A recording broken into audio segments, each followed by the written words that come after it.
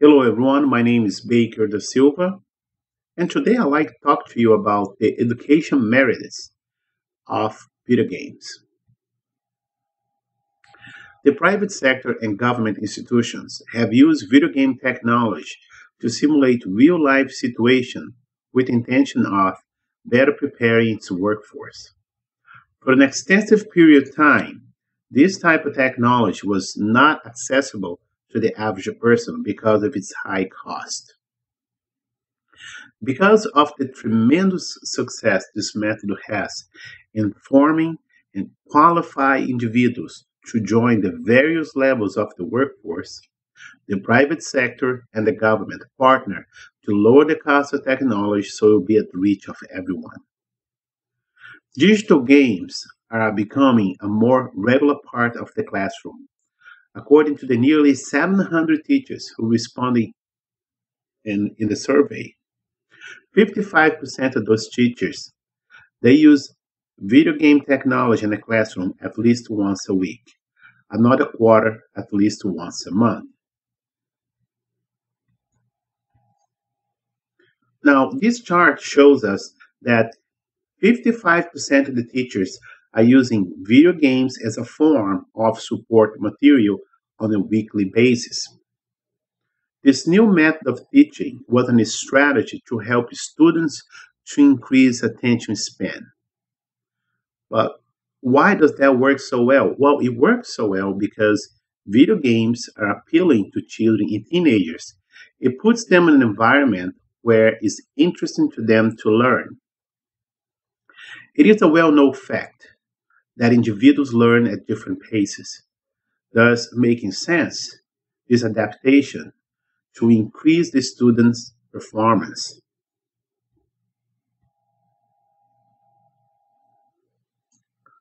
So mainly there is seven ways that video games improves students in school. Number one of them is that for most gamers, gaming is a highly social activity. 70% of gamers play with their friends, 20% play alone. Mainly they play together, acting as a team or competing against each other. So this is a very important skills that students they can learn at an early age, and it is transferable when they ready to go to college and then when they're ready to engage in the workforce. Second one is that games improve critical thinking skills and reading and comprehension. Third, video games make people happy and relieve stress. Video games can have a positive therapeutic effect on players of all ages, especially those with mental or emotional problems. Games provide a chance to tune out our stress of everyday life and decompress. Fourth, video games are especially well suited for individualized learning.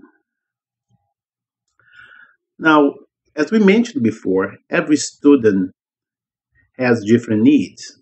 For most teachers in their schools, having the sufficient resources to provide every student with an individualized learning plan is a faraway dream. The money is just not there. It will cost too much money to fund this type of learning. Fifth, games teach a new technical skill sets. Video games are a powerful way to get kids interested in technology from an early age and teach them basic technical skills that will reap rewards down the road. Six, video games help to increase the children's cognitive and development and facilitate individualized learning. Traditionally, the best way to assess students' progress and abilities were through tests and quizzes, but this only reveal a small sliver of how students doing. Video games can offer highly detailed statistics in real time. Seven, they offer fluid like engagement with ethically and morally complicated situations. Teaching empathy is both extremely important and extremely difficult. A team of researchers at USC Berkeley found that empathy and compassion are cornerstones of a happy, meaningful life.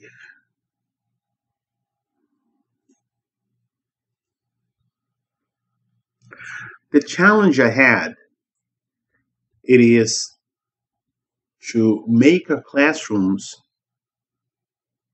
fit to accommodate these technologies. So when teachers were asked about the biggest challenge, well, I mentioned here six of them. So let's just go through with it, just so you can understand what we're gonna have to overcome if you want to tap on this very powerful learning style. So the first one is insufficient time to incorporate the video game activities in the classroom. Perhaps the problem over here is that some schools are not fully committed to the concept, thus not instructing it properly. Second is cost. In some school districts, the money is just not available to purchase the technology to enable this type of learning experience. Lack of tech resources. This speaks to the need of the school systems to hire specialized support to troubleshoot technical problems such as computer crashes and network issues. Fourth, hard to find games that fit the curriculum. Some of the books used by the school districts across the United States have been published for some time now. These materials need to be revised so it can be used digitally. The standardized test scores. So our education system needs to acknowledge that video gaming is a valid method of evaluation. Not sure where to find games. This is because it has not been fully embraced by the US Department of Education. Once it is acknowledged by the school district and the government, it will be more attractive to software development companies to make video games that is suitable for learning. So mainly what we need to do, we just gotta make sure that gets out there, that people know this is a very powerful way to learn. It is has great results.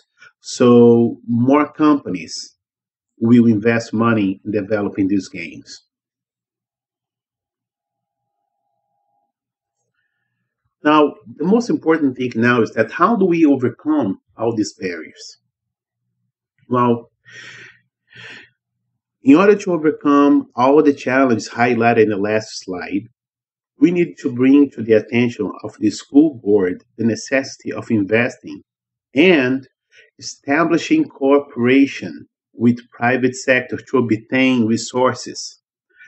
These resources can be the computers, can be laptops, can be softwares that it is necessary to enable this type of learning experience. Another option is to have school principals and parents organize events to raise funds and volunteer support in the implementation of this new learning system. So basically, we require that all of us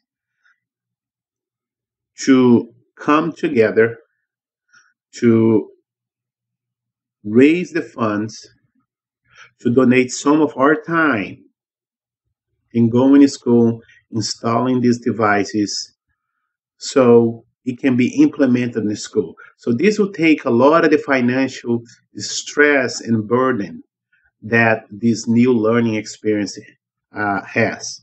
It is up to us to make this change.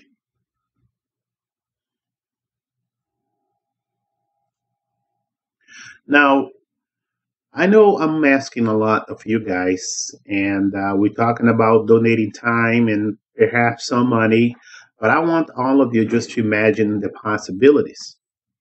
Now, the chart above describes what type of students who will benefit from the addition of video game into the class curriculum. An astounding 47% of students with low performance have reportedly increased performance by using video game in the classroom. Now, it is noteworthy to mention that it costs substantial amounts of money to the school district to fund special education to help low performing students. Furthermore, the above chart can be interpreted as a warning sign.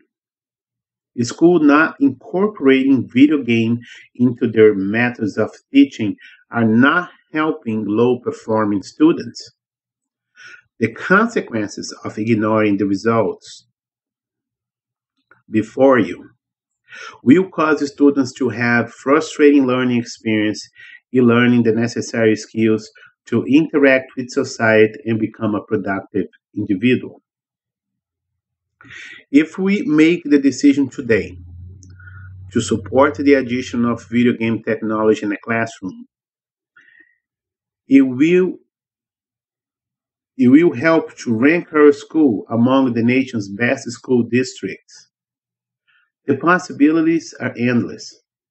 A strong school district attracts more home buyers and business, thus rewarding us for any donations we make to this cause.